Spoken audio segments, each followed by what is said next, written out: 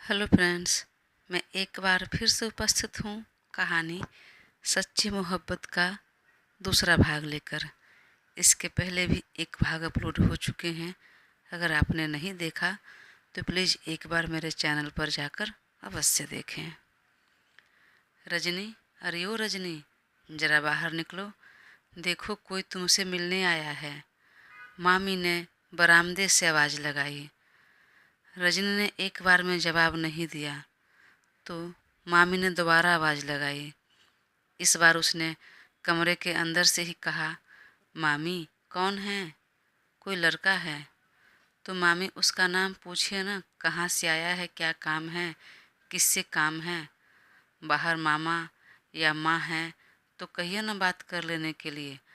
रजनी जी ने जरा खींचते हुए कहा। मामी ने नाम पूछा और फिर कहा, अरे बेटा वह अपना नाम सोहम बता रहा है और तुम्हारे स्कूल के काम से आया है। बाहर तुम्हारे मामा और माँ दोनों में से कोई नहीं है, वे बाहर गए हैं। तो तुम ही आओ, बाहर निकलो और बातें कर लो। सोहम का नाम सुनते ही रजनी का कलेजा धक से रह गया। सांसें अनायास तेज हो गई, हाथ पैर से पसीने छूटने लगे। थोड़ी नर्वस सी हो गई। वो झटके में बिस्तर से उठ खड़ी हुई। यह लड़का यहाँ क्यों आया? मन में बोलते हुए उसने कमरे से बाहर कदम रखना चाहा, पर सामने आने की हिम्मत नहीं हुई और वापस पैर अंदर कर लिया। मामी, मैं नहीं आऊँगी, आप ही बात कर लीजिए न, या नहीं तो बोलिए कि मैं बाद में बात कर लूँगी। अरे बेटा, मैं क्या बात करूँगी, तुम ही कर लो ना। वह बोल रहा है कि दूर से आया है, टाइम नहीं है कि बार बार आए, बस थोड़ी देर बात करनी है, कुछ ज़रूरी काम है। मामी ने जब कई बार कहा तब रजनी ने दरवाज़ा खोला और धीरे से बाहर निकली तो सामने सोहम बैठा हुआ था। उसने नज़रें उठाई तो ठीक उसी समय सोहम ने भी नज़रें उठाई तो दोनों की नज़रें मिल गई, जिससे रजनी की थोड़ी घबराहट सी होने लगी। एक बेचैनी सी चेहरे पर छा गई। उसने तुरंत नज़रें फेर ली और सोहम भी बगल झांकने लगा ताकि कहीं हरकतों से मामी को कुछ पता न चल जाए। रजनी को जब उसकी नज़र और उसकी उपस्थिति बर्दाश्त नहीं हुई तो वह झट से मुड़कर जाने लगी। तब मामी ने कहा, अरे कहाँ जा रही हो, पहचानती नहीं हो क्या? हाँ हाँ मामी, मैं इन्हें पहचानती हूँ, ये मेरे स्कूल के ही एक स्टाफ हैं। तो बात कर लो, पूछ लो क्या काम था। हाँ पूछ लेती हूँ, लेकिन पहले पानी दे देती हूँ। मैं अभी किचन में से पानी लेकर आती हूँ। रजनी को कुछ नहीं सूझा तो मुंह से अनायास यही निकल गया, अरे तुम कहाँ जाओगी, यहीं बैठो, बातें करो, मैं आती हूँ पानी लेकर, बोलकर मामी रसोई के अंदर चली गई। तब रजनी ने आंखें बंद कर राहत की सांस ली। फिर अगले ही पल जब आंखें खोली तो अचानक सोहम से फिर आंखें मिल गई और रजनी की त्योरियाँ चढ़ गई। गुस्से में भवें तन गई और पास आकर कहा, क्यों आए हो तुम यहाँ? क्या काम है? अब क्या लेना देना है? अपना परिवार बसाकर तुम खुश हो ना, तो फिर ज़रूरत क्या है आने की, बात करने की? मैं खुश हूँ अपनी लाइफ में, तुम भी खुश रहो। सोहम उठ खड़ा हुआ। रजनी, तुमने झूठ क्यों कहा? क्या झूठ कहा मैंने? कुछ झूठ नहीं कहा। नहीं, तुमने नहीं कहा, पर तुम्हारे परिवार वालों ने ऐसा क्यों कहा कि तुम्हारी शादी हो चुकी है, तुमने अपना परिवार बसा लिया है। मैं तुम्हें पसंद नहीं था, इसलिए तुम्हारी शादी कहीं और हो गई, किसी और का हाथ थाम लिया तुमने, जबकि सच्चाई कुछ और है। तुम शादीशुदा नहीं हो, अब तक कुंवारी हो, फिर झूठ बोलने की क्या ज़रूरत थी? अरे झूठ कह ही दिया तो क्या हो गया, तुम्हें क्यों बुरा लग रहा है? तुम तो शादीशुदा हो ना? नहीं, मैं शादीशुदा नहीं हूँ। रजनी चुप रह गई तो सोहम ने फिर कहा, नहीं रजनी नहीं, मैं शादीशुदा नहीं हूँ, और अगर तुमने भी शादी नहीं की तो फिर झूठ क्यों कहा? मुझे सिर्फ इतना बता दो। सुनकर रजनी एक पल के लिए चौंक गई, फिर संभलते हुए बोली, अब तुम्हें कुछ भी बताना कहना जरूरी मैं नहीं समझती हूँ। अरे मैं शादी करूँ या कुंवारी रहूँ, तुमसे मतलब? तुम्हें क्या ज़रूरत है पूछने की, परेशान होने की? तुम शादी करके खुश हो ना अपने परिवार में, तो खुश रहो और मुझे भी रहने दो। मेरे लाइफ में अब इंटरफेयर करने की कोई ज़रूरत नहीं। तुम जाओ यहाँ से। नहीं रजनी नहीं, मैं खुश नहीं हूँ, और तब से दुखी हूँ जब से मैंने सुना कि तुमने शादी कर ली। अरे मैं सच कह रहा हूँ, मैंने शादी नहीं की है अब तक। मैं तुम्हारी यादों में दिन रात मर रहा हूँ। मुझे जब पता चला कि तुमने शादी कर रहे तो ऐसा लगा कि जीते जी मर गया मैं। न वहाँ काम में मन लग रहा था, न वापस इंडिया आने को जी कर रहा था। इसलिए तो मेरा कॉन्ट्रैक्ट ख़त्म होने के बाद भी मैं इंडिया नहीं लौटा, वहीं काम करता रहा और फिर अपना कॉन्ट्रैक्ट बढ़ा लिया। चलो चलो, इतना झूठ बोलने की ज़रूरत नहीं, रजनी ने बेहद गुस्से में कहा। अब की बार सोहम ने रजनी का हाथ पकड़ लिया। सच बोल रहा हूँ, अपने प्यार की कसम। अरे मैंने तुमसे सच्चा प्यार किया है, सच्चा प्यार करता हूँ, सच्ची मोहब्बत है अपनी, बेपनाह इश्क है मुझे तुमसे। मैं किसी और के बारे में सोच भी नहीं सकता, और शादी तो बहुत दूर की बात है। तो फिर तुमने यह क्यों कहा कि तुमने शादी कर ली है? तुम्हारे घर वालों ने मेरे माँ और मामा को झूठ क्यों कहा? ओह, समझ गई। कहीं ऐसा तो नहीं कि तुमने वहाँ शादी कर ली और अब जब लड़की के साथ एडजस्ट नहीं कर पा रहे हो, परिवार नहीं बस पाया, तो उसे तलाक लेकर फिर मेरे पीछे आए हो? क्योंकि उधर तो ऐसा होना कॉमन बातें हैं। कितनी ही शादी होती है, कितनी बार भी प्यार होता है। सो हम आगे कुछ बोलता उससे पहले ही रजनी ने फिर कहा, तुम मुझे वो पहले वाली रजनी मत समझना जो फिर तुम्हारे प्यार में पागल होकर तुम्हारे पीछे भाग कर आ जाएगी। मुझे समझ आ गई है, अब मैं तुम्हारे प्यार में पागल नहीं होने वाली। रजनी ने अपना हाथ छुड़ाते हुए कहा, नहीं रजनी, तुम खुद से इतना अंदाज़ा क्यों लगा रही हो? ऐसा कुछ नहीं है जैसा तुम सोच रही हो। मैं अब तक वैसा ही हूँ जैसा पहले था। मेरे दिल में, मेरे यादों में अभी तुम ही बसी हो, और उसी के भरोसे अब तक मैं जी रहा हूँ। जी क्या रहा हूँ? न मैं जी रहा हूँ, न मर रहा हूँ, बस तुम्हारी यादों में सुलग रहा हूँ। सच कहता हूँ मैं। अब तुम बताओ, किसकी कसम खाऊं जो तुम विश्वास कर लोगी? चलो, विश्वास कर लिया, तुमने शादी नहीं की, लेकिन जब मेरे परिवार वाले तुम्हारे घर गए, तुम्हारे घर वालों से बात करने, तुम्हारे घर वालों ने ऐसा क्यों कहा कि उसने शादी कर अपनी गृहस्थी वहीं बसा ली है और आप हमेशा हमेशा के लिए वहीं रहेंगे? इंडिया लौटने का कोई इरादा नहीं है आपका? अरे मेरी माँ, गलतफहमी हुई है तुम्हें, या नहीं तो फिर तुम्हारे मामा और माँ झूठ बोल रहे हैं, क्योंकि मेरे घर वालों ने ऐसा कुछ भी नहीं कहा। वे मेरे घर देखने आए थे, मेरे बारे में पता करने आए थे, मेरे माँ बाप से मिले, उन्होंने सारी बातें बताई। कुछ देर बाद उन्होंने कहा कि मुझे सब कुछ पसंद आया। फिर कहा आगे की बात हम आपस में पहले तय कर लेते हैं, फिर आपको इन्फॉर्म करेंगे। तब मेरे मम्मी पापा ने हामी भर दी, लेकिन फिर कुछ दिनों बाद वापस वे बोले कि तुम्हारी शादी कहीं और तय हो गई है, तुम किसी और को पसंद करती हो। इसलिए वह पीछे हट गए। तब मेरे परिवार वाले भी पीछे हट गए। मेरे माँ बाप ने ये सब नहीं कहा। अगर तुम्हें यकीन नहीं हो रहा है तो मैं अभी के अभी फ़ोन करके बात करवा देता हूँ अपने पेरेंट्स से। सुनकर रजनी का कलेजा धक से रह गया। यह तुम क्या बोल रहे हो? जो बोल रहा हूँ बिल्कुल सच बोल रहा हूँ। सोहम बात करते हुए फिर से रजनी का हाथ पकड़ लिया। तब तक मामी किचन से पानी और मीठे के साथ बाहर निकली। रजनी और सोहम को इतने करीब देखकर वह चौंक गई और उनके कदम रसोई के दरवाजे पर ही ठिठक गए।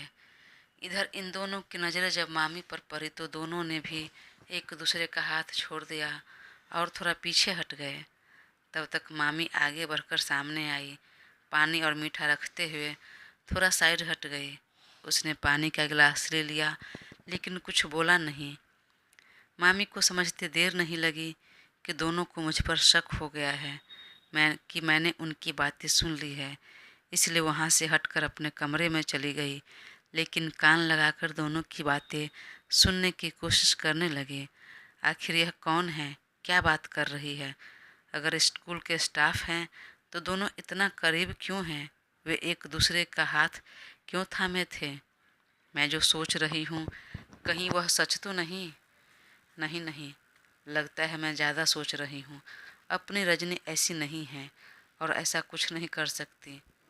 और वह कान लगाकर किसी और की बातें सुनना भी बहुत गलत है। वो वहाँ से जाने लगी कि अचानक ख्याल आया कि दोनों के करीबी और मुझे देखकर उनके चेहरे पर हुई घबराहट को देखकर तो लग रहा है कि बात कुछ और है।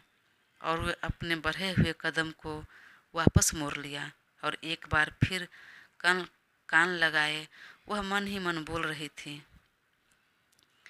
इधर दोनों ने जैसे ही देखा कि मामी चली गई तो सोहम ने फिर से कहा, रजनी प्लीज एक बार अपने माँ और मामी से बात करो, पूछो वह ऐसा क्यों कर रहे हैं।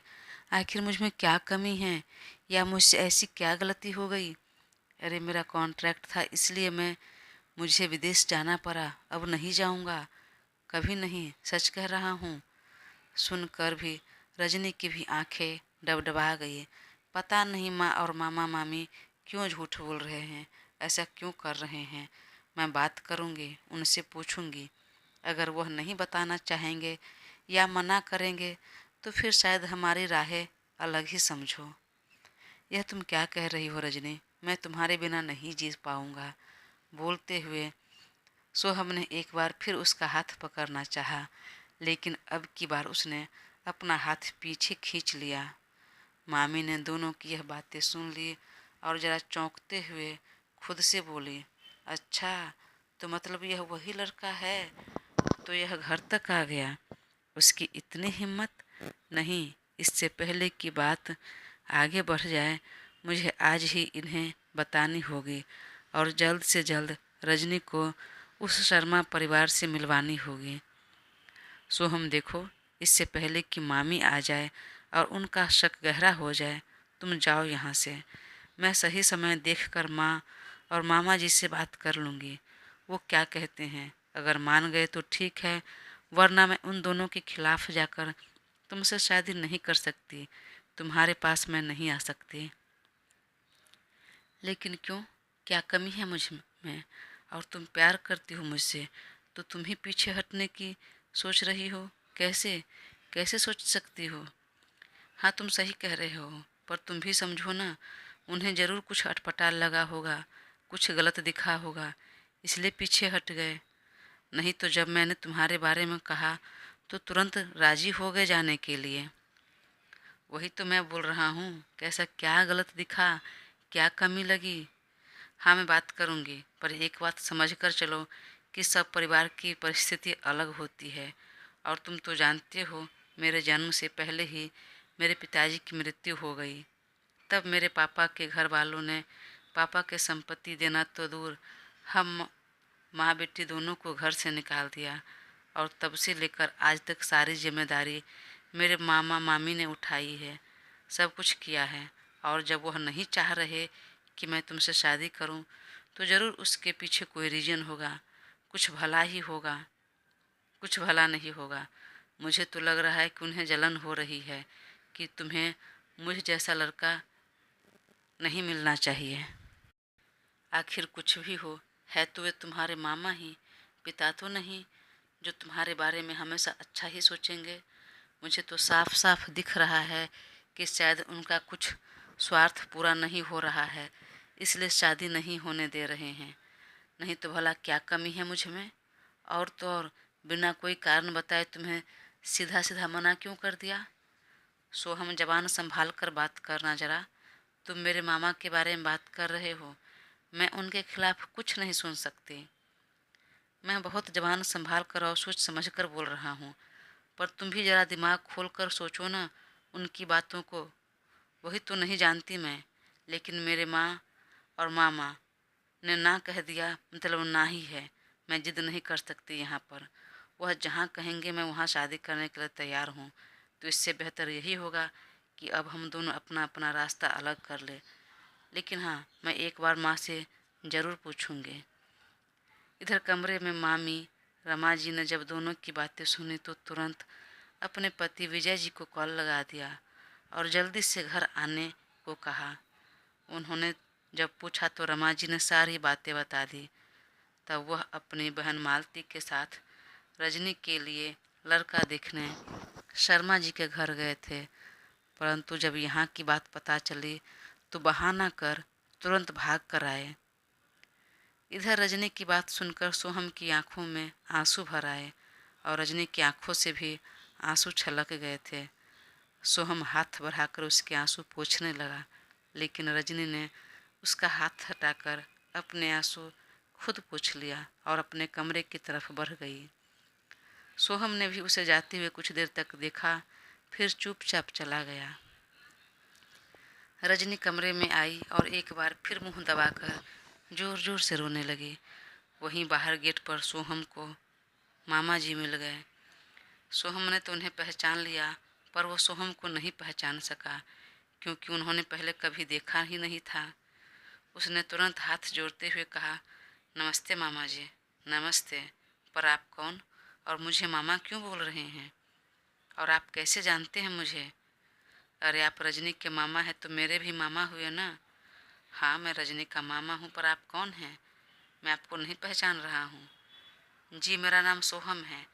मैं आपके घर गया था रजनी से मिलने और आपसे ही बात करने कि आखिर मुझ में क्या कमी है, क्या वजह है जो आप हमारी शादी नहीं होने दे रहे। लेकिन आया तो आप लोग मिले नहीं, रजनी से मिलकर आ गया।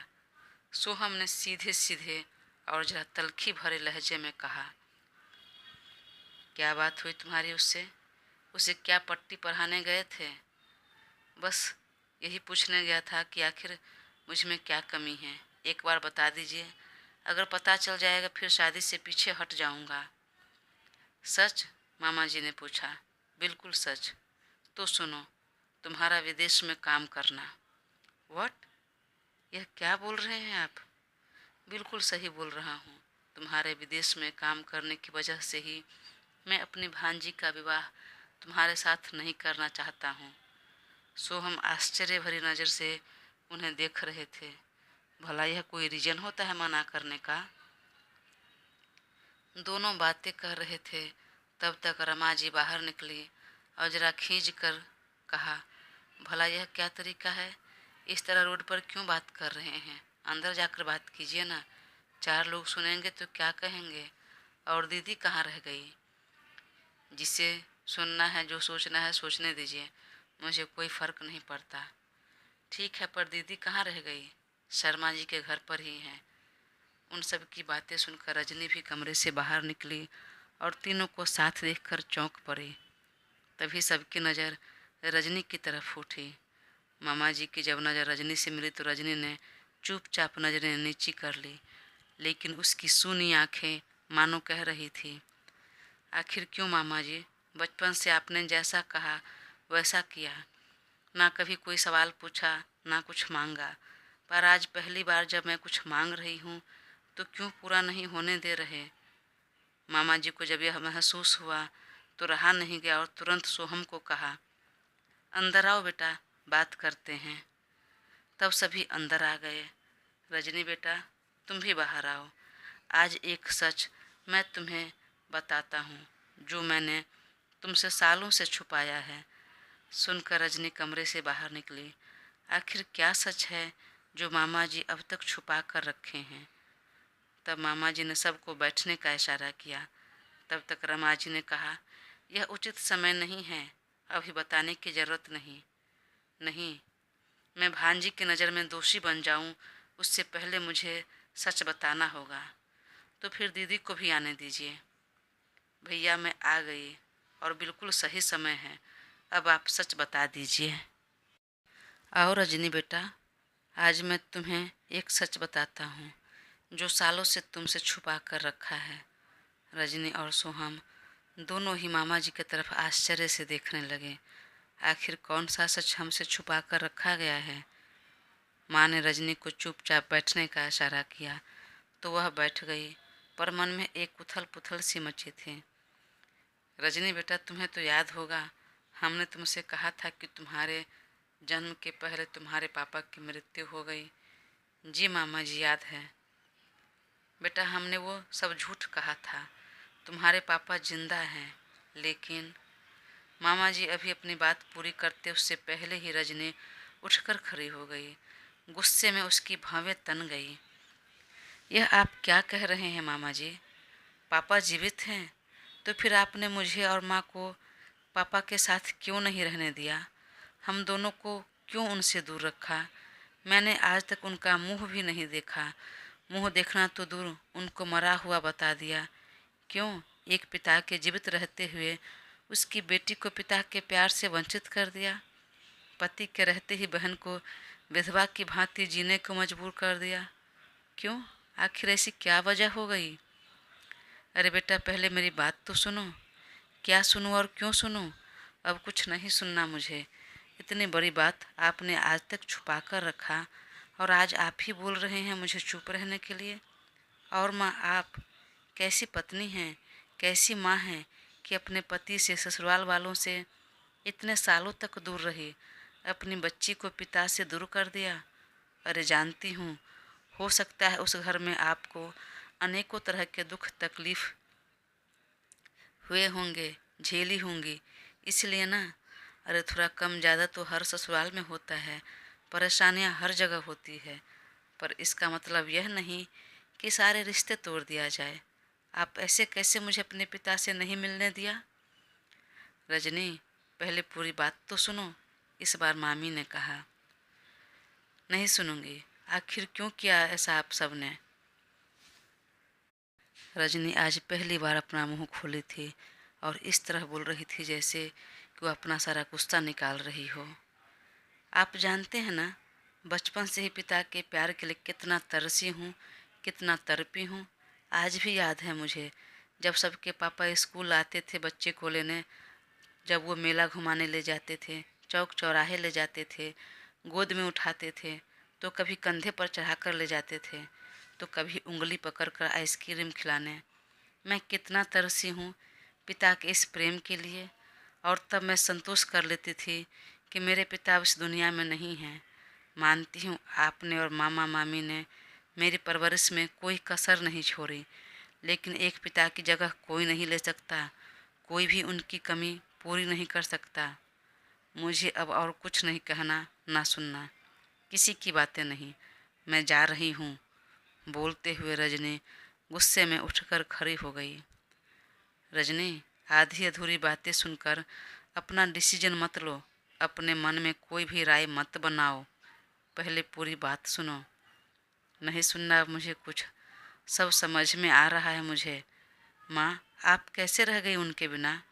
आप कभी ससुराल में रही नहीं, बहू के कोई फ़र्ज निभाया नहीं, और फिर आप किस मुँह से शिकायत कर रही हैं कि आपके अधिकार नहीं मिला, बहू के कुछ हिस्सा नहीं मिला? किस हक से मिलता आपको? रजनी की बात सुनकर सभी अवाक थे। पता नहीं आज रजनी को क्या हो गया था।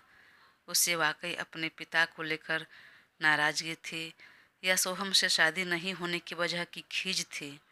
चाहे जो भी हो, पर आज वो बहुत बोल रही थी, इतना कि चुप होने का नाम नहीं ले रही थी, और उसका यह रूप देखकर सब भौंचक्का थे। तब सोहम ने उठकर रजनी को रोकते हुए कहा, रजनी, माँ क्या कहना चाहती है कम से कम यह तो सुन लो, फिर अपना डिसीजन लेना। नहीं सोहम, मुझे कुछ नहीं सुनना। बचपन से लेकर आज तक ये सब मुझे सुनाते आए हैं, अपना डिसीजन हम पर थोपते आए हैं। आज भी वही करेगी। ज़रूर ऐसा कुछ बोलेगी जिससे मैं इनकी बातों में आ जाऊंगी और करने पर मजबूर हो जाऊंगी। पर अब नहीं। आज तक इन्होंने मेरे पिता के बारे में नहीं पता लगाया, पर अब मैं पता लगाऊंगी। मैं अब अपनी दादी के घर जाऊंगी। कुछ और नहीं, पर कम से कम आपसे इतनी उम्मीद तो कर सकती हूँ कि ये बता दीजिए मेरी दादी का गांव कहाँ है, घर कहाँ है, मेरे पिताजी कहाँ रहते हैं। यह सुनकर मालती जी को अब और बर्दाश्त नहीं हुआ और वह उठकर तुरंत एक जोरदार तमाचा रजनी के मुंह पर लगा दिया। दोस्तों, कहानी आगे जारी रहेगी, तो प्लीज़ अपना साथ बनाए रखें और चैनल को सब्सक्राइब कर मुझे ज़रूर सपोर्ट करें। Thank you.